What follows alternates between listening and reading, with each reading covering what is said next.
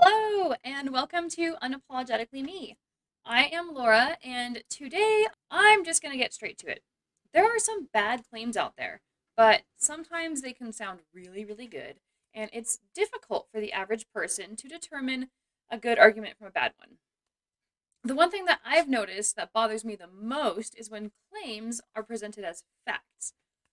So I'm going to go over a few of my favorite claims that are presented as evidence for a god, for a true fact, or a conclusion, when really they belong way, way back in step one, the claim.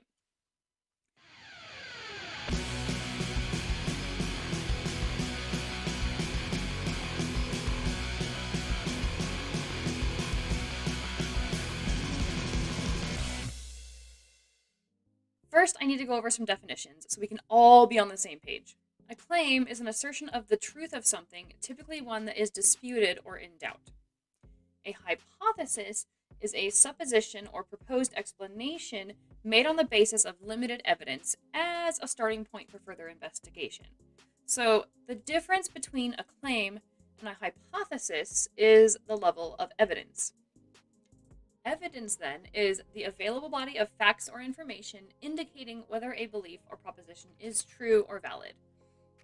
So, truth is in accordance with facts or reality, and a fact is a thing that is known or proved to be true. All of these terms can be very wishy washy, and there's a lot of gray area in between, especially in regards to whether or not something can be considered evidence or whether or not something supports a claim or a hypothesis. When does something go from being a claim or a hypothesis to truth or fact? Okay, so armed with these definitions, I'm going to talk about a few of the claims that I hear the most often in everyday conversations. Just to be clear right up front, these are not elegant academic arguments. Arguments such as the Kalam cosmological argument, which is that the universe had a cause, or the teleological or watchmaker argument, will likely each be their own video, as there's a lot to unpack. You also just don't hear them as often in casual, everyday conversation, which is what I wanted to focus on in this video. These are just a few of the quick to address claims, not only about whether or not a God exists, but also details about said God and his will for us.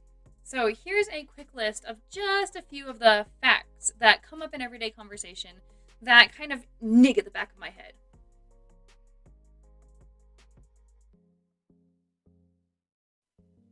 1. The world is wonderful because God made all that we see. 2. I am confident about my decision because God is guiding me. 3. We humans have morals because God is the arbiter of morality. 4. The Bible says that we are made in God's image. 5. People do bad things because we are naturally sinful and fall short of God's grace. 6. I know God answers prayers because he healed my cancer. 7. We are made stronger through God, or we are weak and require God to strengthen us. 8. God allows suffering because it is part of his plan. And the one I hear most commonly, any verse picked out of the Bible used to support or make a statement. Here are just a few quick examples for you.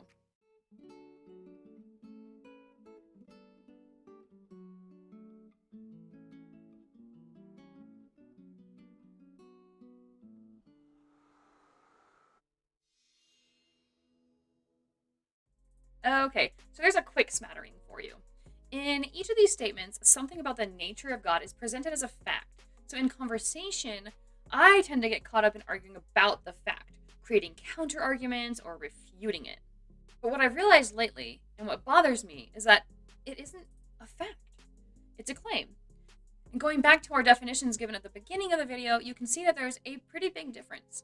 When someone says, I know there is a God because God answers prayers, here we have the presentation of an argument. The claim, there is a God, and the fact to support the claim, God answers prayers.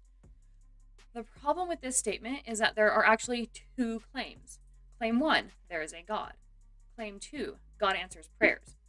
Because there is no evidence, it is not yet a hypothesis, and because we cannot test it, demonstrate it, show it, or falsify it, it is not yet a fact. There is nothing in reality that we can point to determine when a circumstance is an answered prayer and when it is just a circumstance. Now, I know. You could say all circumstances are answered prayers. But again, you're still making a claim based on no more than a really strongly held belief. Adding additional complexity to the scenario or adding on additional claims makes it sound more foolproof, but it is no more credible than before, perhaps even less so. So, why am I pointing this out? Is it so that you can cut theists off in conversation and repeat petulantly, that's just a claim? It's just a claim, it's just a claim, it's just a claim, it's just a claim. Is it a surefire way to win the argument without having to raise any arguments of your own? No to both of those. I want to talk about it today because it was important for me to become aware of how to determine the difference between when someone is presenting a fact in a conversation and when they are simply making a claim. It is difficult and it takes time, but the more we can recognize what kind of a statement was made, the better able we'll be to respond. Oftentimes, statements like these can sound so reasonable, especially if you think that it could be possible for something like a prayer to be answered. It might even sound ridiculous, but you don't know how to respond because you know that you cannot prove that there is no God answering prayers. It is unfalsifiable, so it may feel like an argument that you can't win. I used to give credence to a lot of what people said. In other words, even as I disagreed with the statement, I approached it as though it had just as much validity as my position until I could either dismantle it or prove my position. I would have approached a statement like this with challenges like, well, how do you know when your God has answered your prayers or not? Or, does your God answer the prayers of other religions? If not, how do you account for their perceived answered prayers? Often, I'm not even actively arguing with these individuals. Yet, that line of reasoning was still part of my thought process. I get that their argument is wrong, but how do I prove that it's wrong? What I should have been recognizing was that the statement that they made was no more than a claim. Recognizing this, I can discuss or think about the more important topic: how to determine that that specific claim has any truth or validity to it before granting it any worth. I can ask the person how they determine the claim to be true, or why they find it more reasonable than the other claims. Or I could just assert outright that what they said was a claim, which they will need to back up. The conversation turns from validating or giving credence to the claim by exploring it to either determining a reliable method to testing their statement, or maybe just dismissing the argument because they've done nothing more than just make a claim without evidence, and therefore there is no need for me to accept it. If I'm actually in a conversation with this individual versus just hearing them say something, I wouldn't typically pick the latter option, which was just to dismiss it as a claim outright until evidence is presented. But sometimes conversations turn into arguments, or some people just aren't interested in dialogue that is critical to their point of view, making it difficult or fruitless to move forward. That would be one of those times where I might use the latter tactic. Typically, again, though, this is more about my mindset and how I approach interpreting this statement internally rather than whether or not I'm responding to the individual externally. Okay, so let's look at another claim: personal experience. I know the God of whatever my religion is real because I have a personal relationship with them. I personally experience them in my life.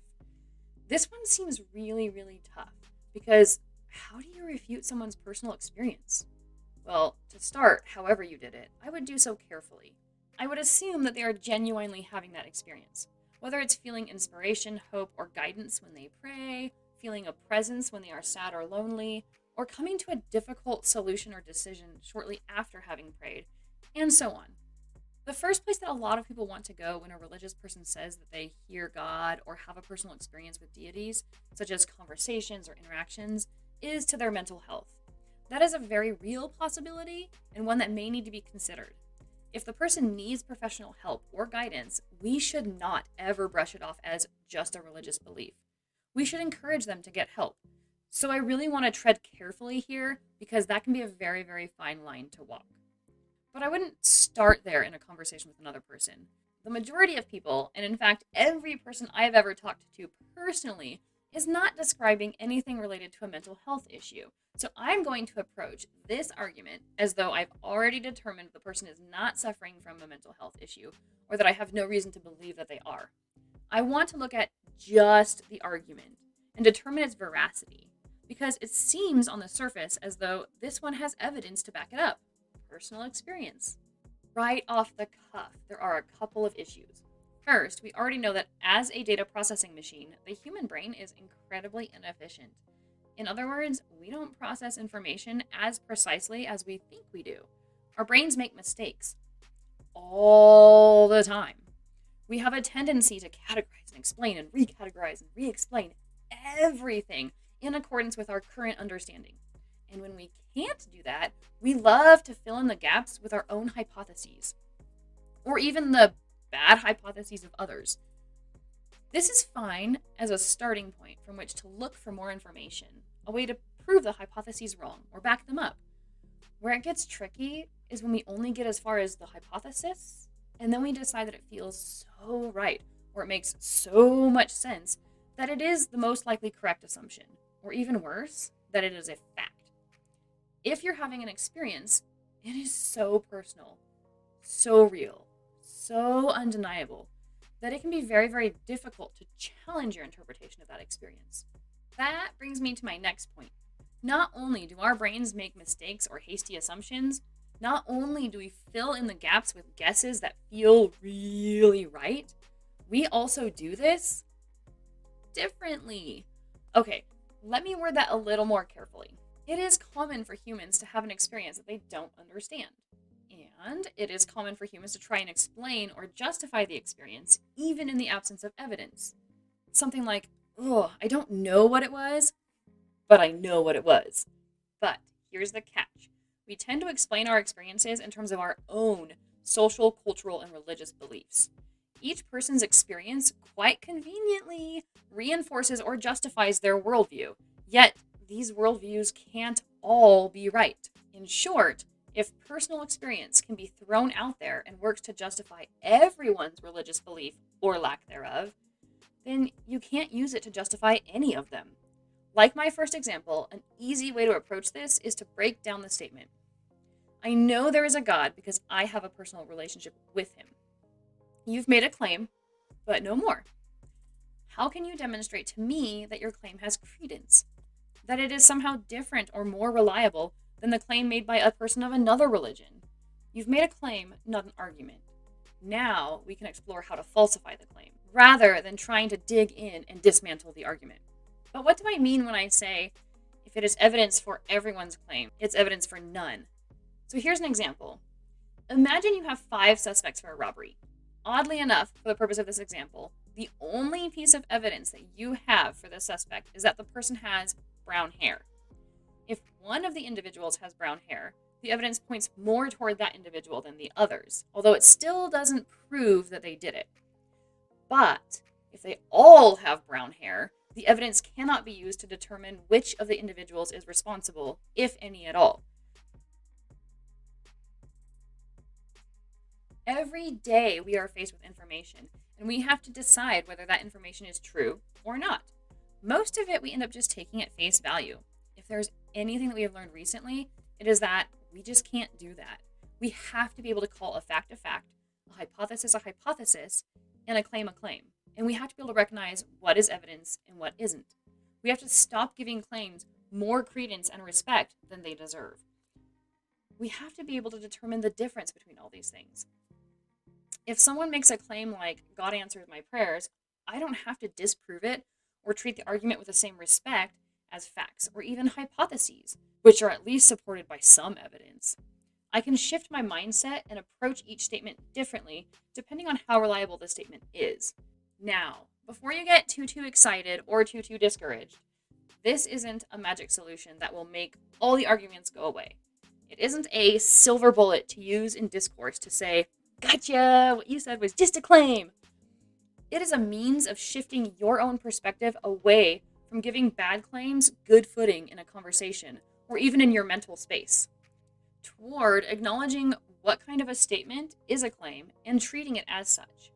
So whether I'm conversing with an individual or just reflecting on what I heard them say or saw posted, I can guide my response, internal or external, in a more productive direction toward how can we determine something said to be true. If you want more information on what approaches you can take externally in these kinds of conversations, I recommend Anthony Magnabosco's channel and webpage on street epistemology. Both are linked below. There are also great resources on how to form arguments and how to analyze them for what kind of an argument they are. I've included some links, including Anthony Magnabosco's, in the description below. In the meantime, thank you so much for watching. Please don't forget to like and subscribe. It will help my channel grow. If you have any suggestions for how people can handle bad truth claims, or if you have a few that you run into a lot, post them in the comment section below. I would love to continue to do videos that get into specific claims or specific arguments. So the more suggestions, the better. Until next time, remember, it is okay to ask questions, to challenge your belief. Truth stands up to scrutiny. Even if you think you found a truth, don't be afraid to put it to the test. See you next time. Bye!